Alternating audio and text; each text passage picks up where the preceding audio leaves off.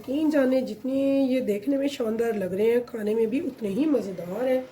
गर्मा गर्म कबाब जब आप खाएंगे चाय के साथ या फिर रोटी के साथ, आ जाएगा शाम का मज़ा। इतने मज़ेदार कबाब बने हैं कि यकीन जाने इनको बनाए लॉन्ग स्ट्रिप में, लॉन्ग शेप में, तो चाहे आप बनाए इन्हें राउंड में, बहुत ही मज़ेदार है, टेस्टी से हैं कबाब। ये चिकन के रेशमी कबाब मुंह में घुल जाने वाले, तो यकीन जाने ये इतने मज़ेदार बनते हैं। आप ज़रूर बनाइएगा, खाइएगा और मुझे ज़रूर फीडबैक में बताइएगा आपको ये कैसे लगे। अगर मेरे चैनल पर नए हैं तो प्लीज़ मेरे चैनल को सब्सक्राइब कर लीजिएगा, लाइक कर लीजिएगा, और अगर लगे रेसिपी अच्छी तो प्लीज़ कीजिएगा शेयर अपने फैमिली फ्रेंड्स के साथ, रिश्तेदारों के साथ और प्यारे प्यारे दोस्तों के साथ। तो चलते हैं रेसिपी की तरफ। फीडबैक बताना मत भूलिएगा कि आपको मेरी ये रेसिपी जो कि बहुत मज़ेदार बनी है कैसी लगी है। रियली वेरी टेस्टी, मुंह में घुल जाने वाले, बहुत मज़ेदार से। बिस्मिल्लाहिर्रहमानिर्रहीम, शुरू अल्लाह के नाम से जो बड़ा मेहरबान निहायत रहम करने वाला है। तो अस्सलाम वालेकुम व्यूअर्स, कैसे हैं आप? इंशाल्लाह ताला मेरी यूट्यूब फैमिली अल्लाह पाक के फजल करम से बखैरियत होगी। तो हमने ले लिया है रेशमी कबाब बनाने के लिए चिकन। तो चिकन मैंने लिया है ब्रेस्ट का, इसे अच्छे से वॉश करके ये आप देख सकते हैं मैंने इसे बोटी में कट कर लिया। तो अब हम इसे एक ग्राइंडर में डालेंगे।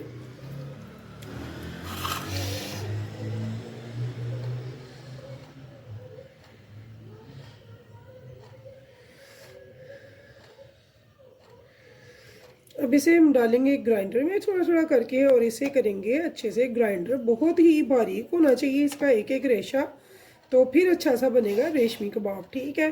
तो इसे मैं थोड़ा थोड़ा करके ग्राइंडर करूँगी और एक बड़े थोड़े परात में या फिर ट्रे में निकालेंगे इसे।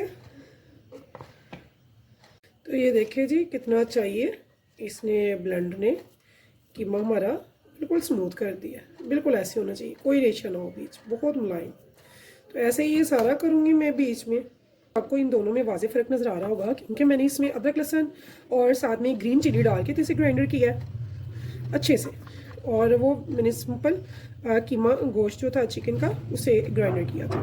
तो इसमें मैंने 1 टेबलस्पून अदरक, 1 टेबलस्पून लहसुन और साथ में 6-7 ग्रीन चिलीज़ ले रही थी। ग्रीन चिली आप अपने टेस्ट के हिसाब से लेंगे, क्योंकि अगर बच्चे खा रहे हैं तो बच्चे ज़रा ज़्यादा लाइक नहीं करते हैं स्पाइसेस, तो आप स्पाइसेस अपने हिसाब से लीजिएगा, अपने टेस्ट से। तो मेरे पास जो कीमा है जिसका ये मैं बना रही हूँ कबाब, तो इसका वेट है 750 ग्राम, ठीक है। प्याज लिया है, इसको मैंने चॉपर में अच्छे से कर लिया है चॉप। अभी इसमें से अच्छे से पानी को निचोड़ के तो वो भी मैं इस कीमे में ऐड कर दूँगी। अब हम इन सबको करेंगे मिक्स, लहसुन, अदरक, हरी मिर्चें और प्याज, ठीक है। 1/2 टेबल स्पून नमक, 1/2 टेबल स्पून धनिया पाउडर, 1/2 टेबल स्पून भुना कुटा ज़ीरा, 1/2 टेबल स्पून ब्लैक पेपर दरदरी सी, 1 टेबल स्पून मैंने डाली है red chili flakes, tablespoon डालेंगे चाट मसाला जिससे ये हो जाएगा चटपटा। 1 पिंच इसमें डालेंगे येलो फूड कलर। अब इसमें डालेंगे बेसन, इसकी बाइंडिंग के लिए, इसकी बाइंडिंग अच्छी होगी जिससे।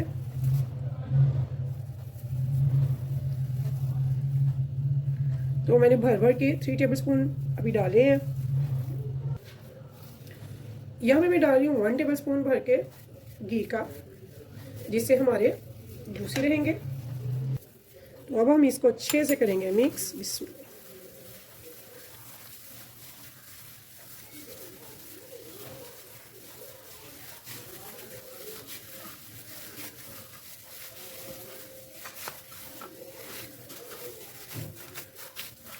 तो जितने अच्छे से हम इसे करेंगे मिक्स, उतनी ही अच्छे हमारे कबाब बनते हैं।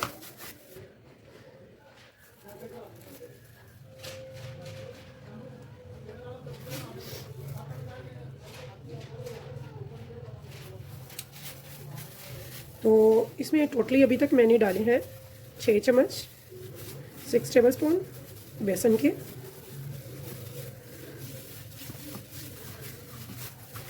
तो चिकन के जो पट्टे होते हैं अगर आपको वो नज़र आए तो आप उनको निकालते जाएंगे, वो कबाब में अच्छे नहीं लगते। तो मैं अभी आपको दिखाऊंगी अगर नज़र आता है मुझे तो ये देखिए, ये पट्टे अगर नज़र आए तो इनको आप स्किप करेंगे, निकाल लेंगे हम।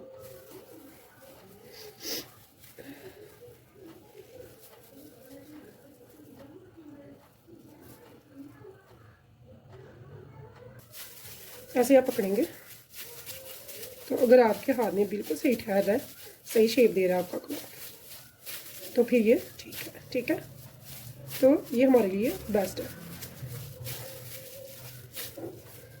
तो यहाँ पे मेरी बाइंडिंग के लिए जो कीमा है बिल्कुल रेडी हो चुका है। अब हमने क्या करना है, हमने इसे थोड़ी देर के लिए, अगर टाइम हो तो 2 घंटे के लिए, अगर टाइम नहीं है तो कम से कम आधे घंटे के लिए रखेंगे फ्रिज में, ताकि ये ज़रा मसाले वगैरह जो है सेट हो जाए। ठीक है, तो फिर हम तो ये वर्ष यहाँ पे देखिए मैंने थोड़ा सा हरा धनिया ले लिया है। हरा धनिया पहले था मैंने डाला, तो आधा घंटा हमने रखा है इसे फ्रीज़र में।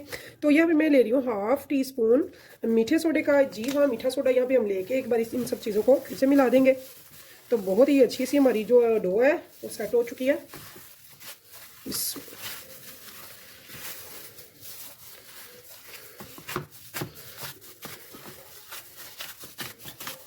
तो हमारे जो रेशमी कबाब है उसके लिए डो जो है हमारी रेडी हो चुकी है। अब चलते हैं रेशमी कबाब बनाते हैं।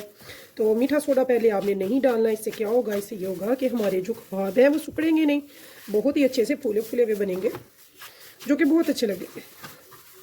ठीक है, तो ये देखिए अच्छे से हमने मिक्स कर लिया इसे।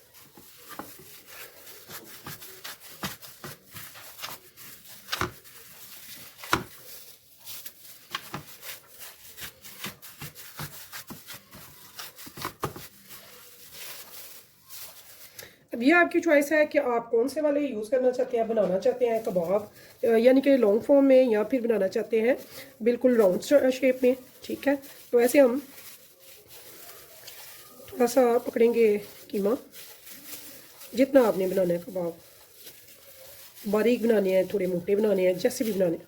तो ये देखिए एक पेंसिल है, इस पर मैंने थोड़ा सा ना घी लगा लिया, इसे थोड़ा सा ऑयली कर लिया।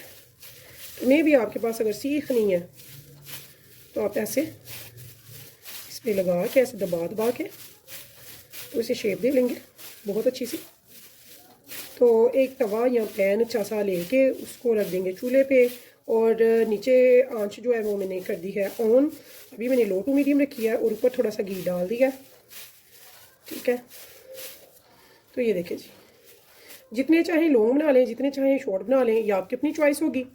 तो ऐसे हम बना के तो इनको आराम से ऐसे उतारेंगे। तो ये देखिए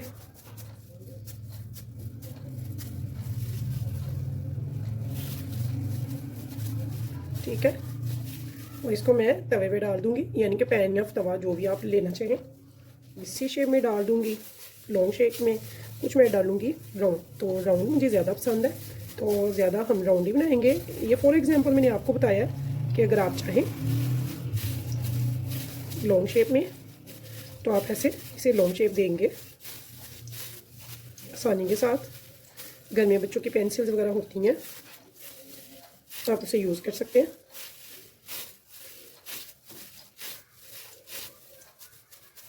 तो ये देखिए जी,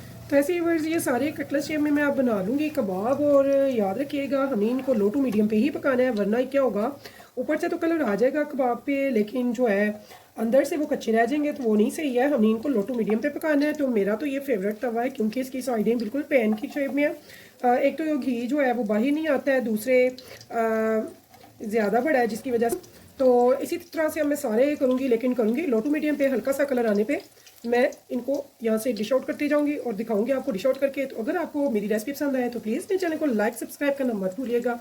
इंशाल्लाह ताला फिर मिलेंगे नेक्स्ट टाइम नेक्स्ट रेसिपी के साथ। तब तक के लिए मुझे दीजिए इजाज़त। तो अल्लाह हाफिज़।